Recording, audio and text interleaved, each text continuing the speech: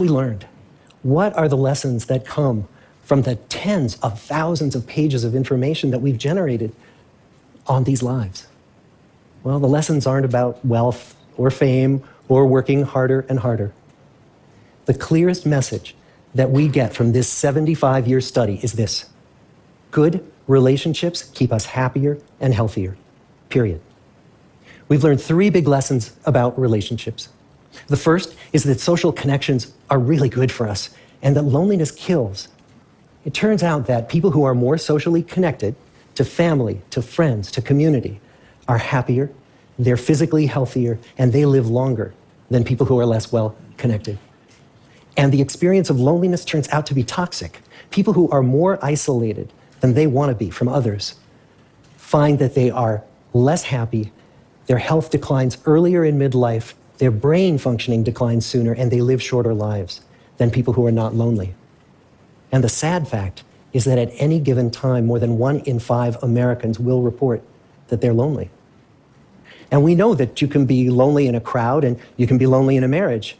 So the second big lesson that we learned is that it's not just the number of friends you have, and it's not whether or not you're in a committed relationship, but it's the quality of your close relationships that matters. It turns out that living in the midst of conflict is really bad for our health. High conflict marriages, for example, without much affection, turn out to be very bad for our health, perhaps worse than getting divorced. And living in the midst of good, warm relationships is protective. Once we had followed our men all the way into their 80s, we wanted to look back at them at midlife and to see if we could predict who was going to grow into a happy, healthy octogenarian and who wasn't. And when we gathered together everything we knew about them at age 50, it wasn't their middle-aged cholesterol levels that predicted how they were going to grow old. It was how satisfied they were in their relationships. The people who were the most satisfied in their relationships at age 50 were the healthiest at age 80. And good, close relationships seem to buffer us from some of the slings and arrows of getting old.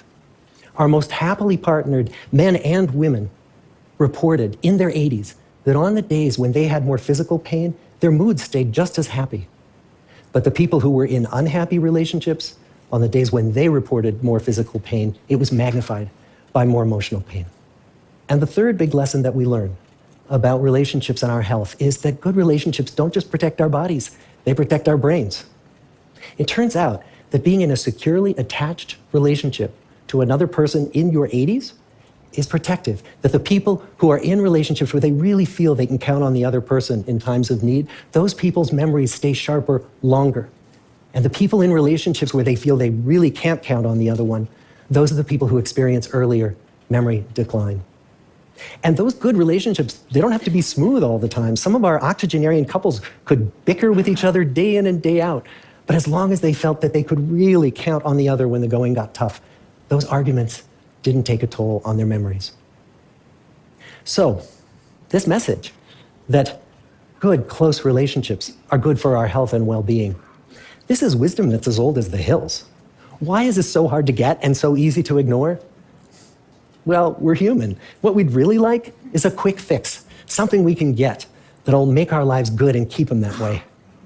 Relationships are messy and they're complicated, and the hard work of tending to family and friends, it's not sexy or glamorous.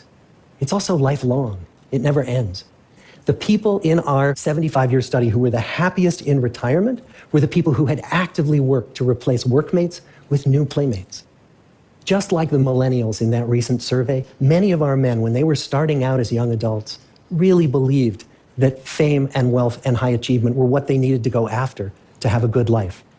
But over and over these 75 years, our study has shown that the people who fared the best were the people who leaned into relationships with family, with friends, with community. So what about you? Let's say you're 25, or you're 40, or you're 60. What might leaning into relationships even look like? Well, the possibilities are practically endless.